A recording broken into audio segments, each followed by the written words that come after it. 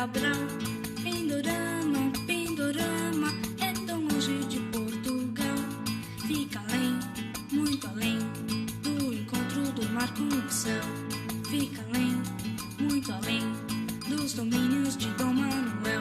Veracruz, Veracruz, quem achou foi Portugal. Veracruz, Veracruz, atrás do Monte Pascoal. Bem ali, Cabral viu, dia 22 de abril. Não só viu, descobriu toda a terra do Brasil. Pindorama, Pindorama, mas os índios já estavam aqui. Pindorama, Pindorama, já falavam tupi-tupi. Só depois vem vocês que falavam tudo em português. Só depois, com vocês, nossa vida mudou de uma vez. Pero Vaz, disse numa carta ao rei que no altar, sob a cruz, rezou missa o nosso frei. Mas depois, seu Cabral foi saindo devagar do país tropical para as Índias encontrar.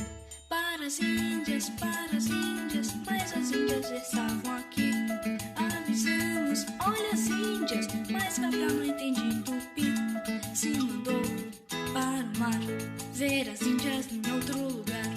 Deu chabu, deu azar, muitas nós não puderam voltar.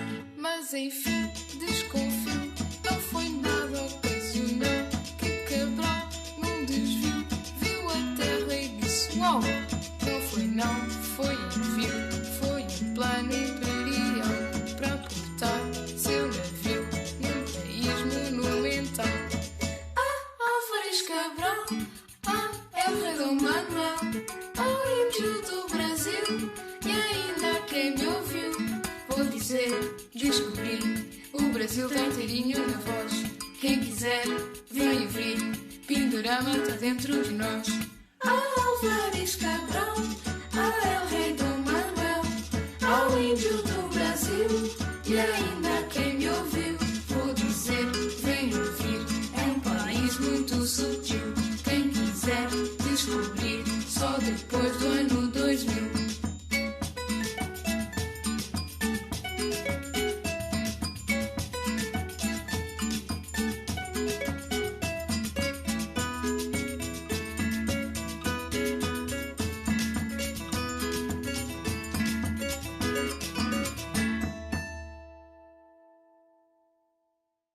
Indígenas, portugueses e africanos na formação do Brasil. Esses povos foram importantes na formação do povo brasileiro.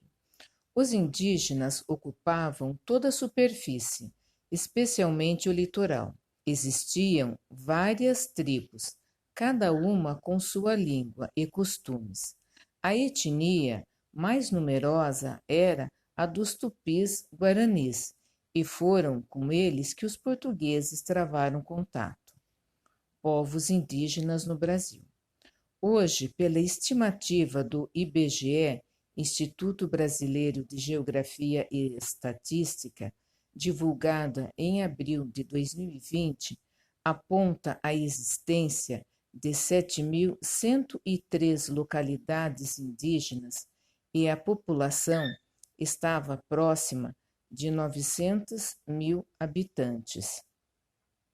Segundo o Instituto, a divulgação dos dados foi para subsidiar o desenvolvimento de políticas, planos e logística para enfrentamento da Covid-19 entre os povos tradicionais. Atualmente, encontra-se no território brasileiro 256 povos indígenas, com mais de 150 línguas diferentes. A maior parte dessa população vive em aldeias nas zonas rurais, outros vivem nas cidades. A região norte concentra a maioria das localidades indígenas. Os indígenas possuem culturas diferentes, bem como as línguas, as formas de organização social e política, os rituais, as cosmologias, os mitos, as formas de expressão artística, as habitações, as maneiras de se relacionar com o ambiente em que vive, variam de um povo para outro. Durante muito tempo, se acreditou que todos os indígenas do Brasil falavam uma única língua, o tupi. Mas o tupi é um tronco linguístico, isto é, um conjunto de línguas que tem a mesma origem, onde os especialistas em línguas estudam as semelhanças e diferenças entre elas. No Brasil, existem 2 troncos, o macro-G, com 9 famílias, e o tupi, com 10 famílias. A terra, para os indígenas, tem um valor sagrado, pois eles nascem, crescem e se alimentam da natureza, ou seja, eles preservam, porque é da terra que retiram seu alimento e vivem suas culturas. A terra, para eles, é o lar que possuem. Portanto, para eles, preservar a mata, os animais, os rios, as florestas são importantes, pois necessitam disso para sobreviver. O trabalho foi e continua sendo de extrema importância na vida destes índios brasileiros. Desde crianças, os índios já são preparados pelos adultos para trabalharem e fazem suas tarefas com alegria, amor e dedicação. Quase todo o trabalho ocorre em contato com a natureza, pois é dela que vem todo o alimento e matéria-prima que necessitam. Os homens caçam, pescam, constroem as habitações, preparam a terra para a prática da agricultura, fazem canoas e produzem os instrumentos de trabalho. Já as mulheres estão encarregadas na elaboração da comida, coleta de frutos e raízes. Fazem objetos de cerâmica, redes e cestos. Cuidam das crianças.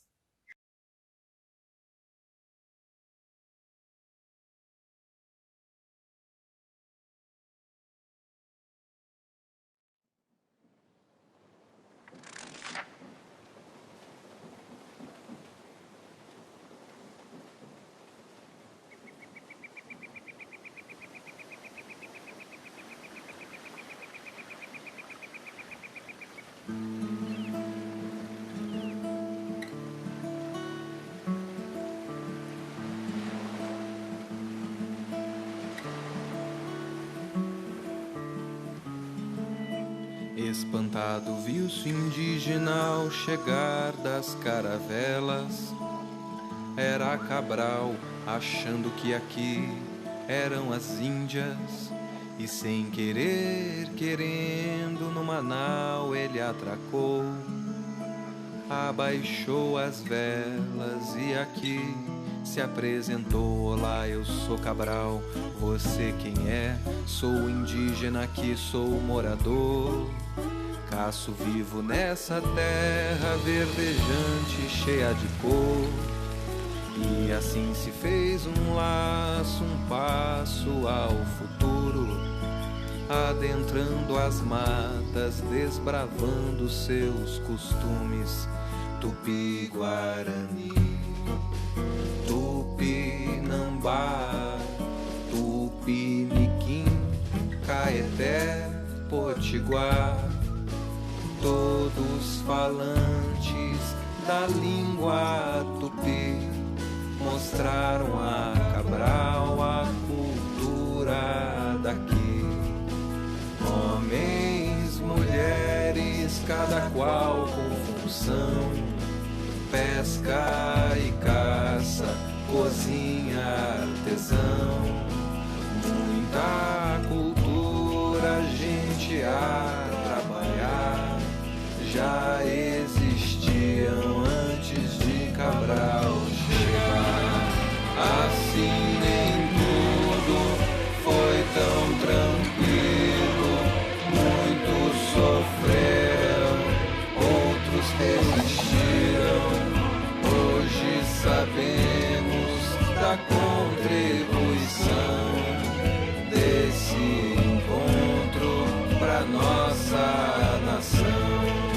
E assim, quando Cabral aqui chegou, viu as maravilhas e belezas dessa terra, o grande povo que aqui havia.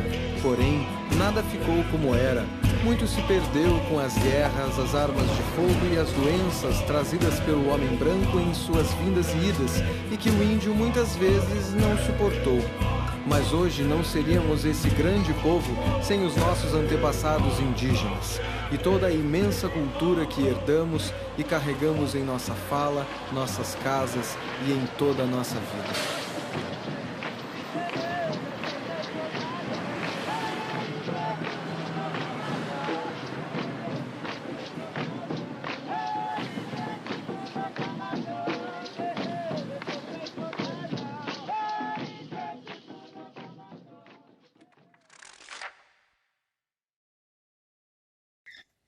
Indígenas e portugueses, encontros e desencontros. Em 22 de abril de 1500, a esquadra de Pedro Álvares Cabral chegou ao litoral do Brasil. Nessa época, estima-se que os índios brasileiros fossem entre 1 e 5 milhões. Os povos tupis tinham uma tradição de coletar e caçar o alimento. A agricultura era bem rudimentar e alguns pequenos animais eram domesticados, como a capivara. As habitações eram coletivas ou individuais, dependendo do povo. A disposição mais conhecida é a circular, como espaço central para o desenvolvimento de rituais e festas. Os índios eram politeístas, ou seja, acreditavam em vários deuses. Acreditavam nas forças da natureza, na divindade de animais, de plantas e do próprio homem interagindo com todos os elementos. As plumas, a argila, as fibras vegetais trançadas, pedras e pigmentos preparados manualmente são características da arte indígena. As grandes famílias tinham um líder e as aldeias tinham um chefe, o Morubixaba.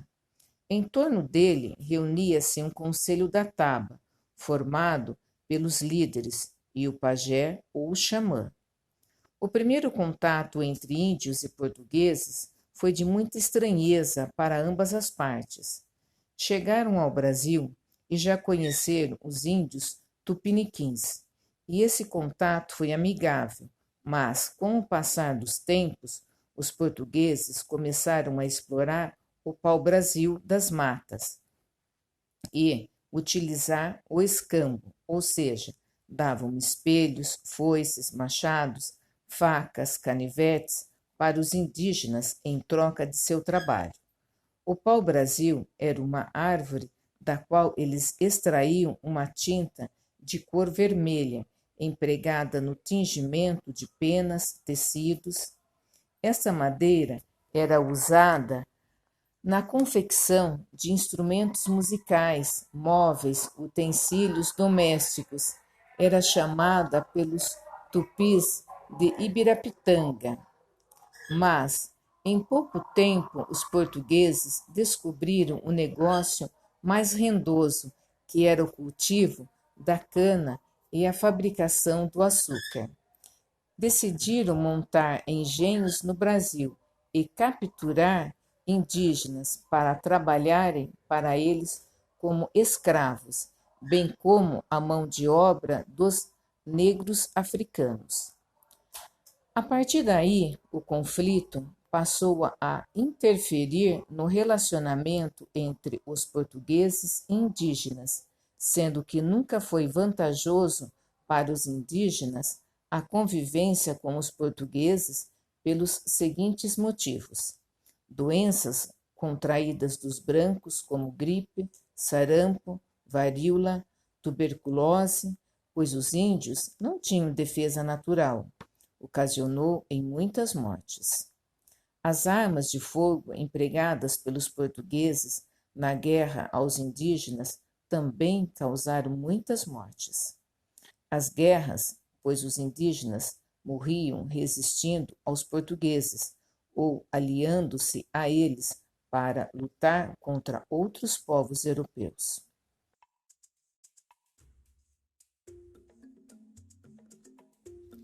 A primeira riqueza explorada pelos europeus em terras brasileiras foi o pau-brasil, uma árvore que era abundantemente encontrada no litoral, na faixa que corresponde hoje do estado de Pernambuco até o Rio de Janeiro. O pau-brasil recebe esse nome devido à cor de brasa do interior de seu tronco. Os indígenas chamavam o pau-brasil de Ibirapitanga, que significa madeira vermelha. Antes da conquista da América, os europeus compravam o pau-brasil do Oriente. A partir do século XVI, tornou-se mais lucrativo extraí-lo do Brasil. O pau-brasil servia para tingir os tecidos de alto luxo. O rei de Portugal, Dom Manuel, não demorou a declarar a exploração do pau-brasil um monopólio da coroa portuguesa. Isso significava que ninguém poderia retirá-lo das matas brasileiras sem prévia permissão do governo português e pagamento do tributo correspondente. Ainda assim, ingleses, espanhóis e principalmente os franceses extraíam clandestinamente a madeira do litoral brasileiro. A primeira concessão da coroa portuguesa para a exploração do pau-brasil foi dada ao comerciante português Fernão de Noronha, em 1502. Seus navios foram os primeiros a chegar à ilha que mais tarde recebeu seu nome. Os comerciantes de pau-brasil eram chamados de brasileiros. Esse termo, com o tempo, perdeu o sentido original e passou a ser utilizado amplamente para designar os colonos nascidos no Brasil. A extração de pau-brasil dependia do trabalho dos índios. Eram eles que derrubavam as árvores, eles a cortavam em toras e as carregavam até os locais de embarque dos navios. Esse trabalho, a princípio, era conseguido de forma amigável, por meio do escambo, que era a troca por uma série de objetos, tais como pedaços de tecidos, anzóis, espelhos e às vezes facas e canivetes. Eles derrubavam as árvores com os machados fornecidos pelos europeus. Por seu caráter predatório, a extração de pau-brasil demandava em certa medida um comportamento nômade, ou seja, os exploradores deslocavam-se pelas matas litorâneas à medida que a madeira ia se esgotando. Por isso, essa atividade não deu origem a núcleos significativos de povoamento. Foram construídas apenas algumas feitorias em determinados pontos do litoral, onde a madeira é mais abundante, para armazená-la e protegê-la dos ataques dos franceses e também para proteger os portugueses das tribos hostis. Em decorrência da exploração sem planejamento, o pau-brasil quase foi extinto das matas. Mais do que isso, foi esquecido, lembrado apenas como história, ou no dia da árvore. A Lei 6.607, de 7 de dezembro de 1978, declara o pau-brasil árvore nacional e institui o Dia do Pau-Brasil.